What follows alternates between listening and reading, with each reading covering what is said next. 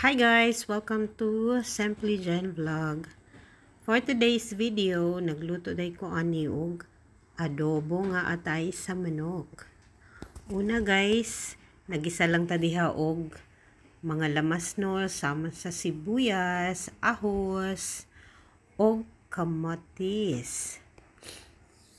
Dayon, kura-kura gamay ug ato nang ilunod ang atong atay sa manok. By the way guys, kanang atay is ako na siya daan nga pakuluan guys para maluto na siya no.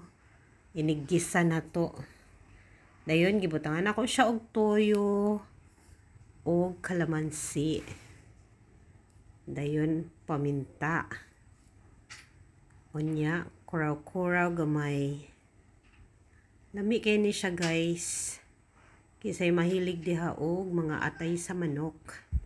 Pero dili lang siya pwede pod permihon guys no kay ang mga yorick diha char. Og sa dihang gibutangan sa nako nig sili nga espada guys para halang-halang gamay. Nya tubig sad gamay para naay sabaw-sabaw gamay. Og gitimplahan nako ni siya og chicken cube.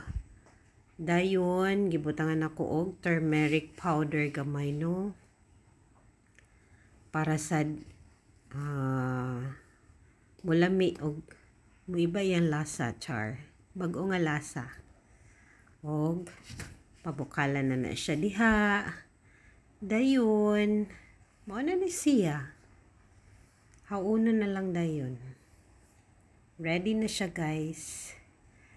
Thank you for watching. Bye.